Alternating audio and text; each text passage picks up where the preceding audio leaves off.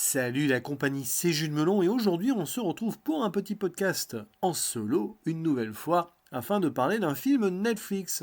Ça faisait longtemps que je n'avais pas abordé une œuvre sortie sur cette plateforme et alors il s'agit ici d'un métrage d'animation intitulé Le monstre des mers ou de Sea Beast en VO qui est réalisé par Chris Williams, un monsieur qui a travaillé longtemps chez Disney, qui a quitté donc la firme il y a quelques années pour s'atteler à ce nouveau produit. Il faut dire que le monsieur, c'est quand même pas n'importe qui, puisqu'il a déjà réalisé ou co-réalisé Volt, Star malgré lui, Les Nouveaux Héros, ou encore Vaiana, peut-être son plus gros succès.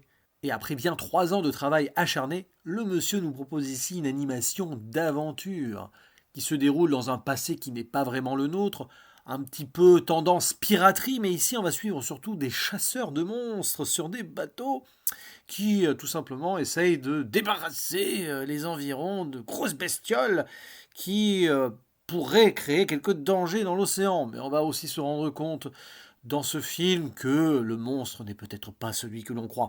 Je ne spoile rien en disant cela, hein, c'est assez évident. L'intérêt résidant évidemment sur les personnages et leurs interactions. On va suivre par exemple un capitaine qui s'appelle Crow, qui est très haineux envers les monstres, avec son second Jacob, qui est promis à, on va dire, prendre sa suite, et donc peut-être considéré comme le meilleur chasseur actuellement en activité. Et tout ce beau monde va être réuni avec une petite fille qui s'appelle Maisie, qui s'avère être orpheline puisque ses parents ont été tués sur un autre bateau, eux aussi étaient des chasseurs, et elle s'échappe la nuit alors qu'elle est recueillie par des seigneurs, enfin pas très important là-dessus, pour partir elle-même vivre une aventure. Oui, c'est dans ses gènes, hein, clairement. Et elle va devenir passagère clandestine de ce bateau et, on va dire, démarrer une histoire d'amitié, mais un petit peu en mode pénible, comme souvent dans ce genre de film d'animation, avec Jacob, qui doit aussi penser à son avenir, prendre donc la barre du bateau dès que le capitaine prendra sa retraite et continuer à chasser les monstres. Or, Maisie, elle, elle a l'air plutôt d'avoir une forme d'empathie avec ces créatures, notamment une, la pire de toutes, celle que le capitaine veut à tout prix tuer depuis des années, la tourmente rouge. Une belle bête, ma foi, qui m'a rappelé d'ailleurs, quand j'ai vu le trailer, ou plus précisément des images du film, la mentrice dans une série de bandes dessinées de Monsieur Léo. Je ne sais pas si vous connaissez en écoutant ce podcast. Ça s'appelle Les Mondes d'Aldébaran. Voilà, au début, il y a cette créature maritime, mais pas que maritime, sur laquelle je ne vais rien dire de plus si vous découvrez un jour cette saga littéraire dessinée, évidemment. Et alors, l'histoire se déroule, et c'est assez classique, hein, clairement, entre pirates des Caraïbes, dragons, évidemment une touche de Vaiana si on veut, puisque c'est le co-réalisateur, je ne sais pas s'il a créé aussi, parce qu'il a écrit pas mal d'histoires, hein, le monsieur, je crois qu'il a bossé sur Zootopie par exemple. Bref, n'allez pas chercher de l'originalité ici, mais si vous cherchez un bon divertissement assez feel-good, qui mélange aventure et réflexion sur l'humanité et sur la place justement de créatures autres que les humains sur notre planète, eh bien c'est exactement le film qu'il vous faut et qui rappelle d'ailleurs au passage que sur la plateforme Netflix, il n'y a pas que Stranger Things en tant que nouveauté. Il y a aussi d'ailleurs la série Better Call Saul qui devrait se terminer très bientôt. Voilà, petite parenthèse refermée. Alors personnellement j'ai apprécié, j'ai passé un bon moment devant. Ce n'est pas hyper inventif, cependant sur l'animation et l'aspect, on va dire, aventureux, les monstres, les créatures, là on en prend plein les yeux. Il y a des moments qui vont vous rappeler, évidemment je l'ai déjà cité, le Pirate des Caraïbes, mais la bataille contre le Kraken, en plus abouti parce que le focus artistique de l'animation permet quelque chose de plus ambitieux, de plus fluide, pas forcément bardé de CGI, et dans cet univers ça fonctionne très bien. Je pense que surtout Chris Williams y a attaché beaucoup de temps. Il n'a pas été, on va dire, rushé dans la production, puisque ça fait quand même des années qu'il est sur ce projet. Ça se sent et ça permet vraiment à l'ensemble visuel d'être parfaitement réussi. Alors oui, côté attaque de bateau certes, mais il y a aussi peut-être des influences kaiju. Alors j'en dis pas plus, je vais pas révéler, mais il n'y a pas qu'un monstre, il n'y a pas que la tourmente rouge, et il y en a d'autres qui s'entendent pas forcément très bien, sans oublier ce petit moment de bifurcation vers une île où il y a d'autres créatures.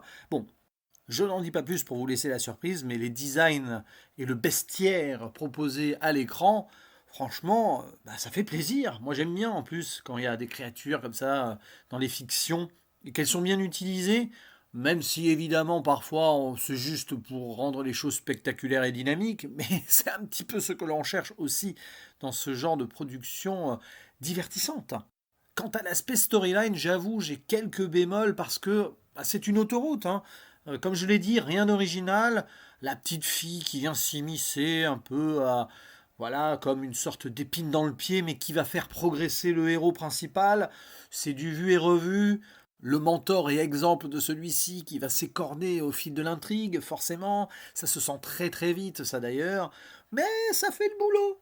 Ça va forcément fonctionner auprès des plus jeunes. Et c'est un petit peu ici la cible voulue, hein, cherchée par Chris Williams. Faire rêver les enfants, les adolescents. Si vous aimez les aventures à la Jules Verne aussi, je pense que ça peut vous replonger dans vos lectures nostalgiques. Sans oublier aussi le message qui est assez évident sur l'acceptation, sur le tout est possible aussi, et sur comment on peut évoluer face à la situation, que ce soit des dangers ou quand on ouvre les yeux sur certaines choses. Il y a aussi un discours sur les grands de ce monde qui veulent à tout prix tout dominer, y compris la nature, prendre le dessus sur celle-ci. Donc, discours assez moderne qui a une répercussion sur ce qu'on vit, hein, tout simplement, sur les problèmes environnementaux, le traitement de certains animaux sur notre planète. Ici, c'est transposé à une autre époque, presque dans un autre univers.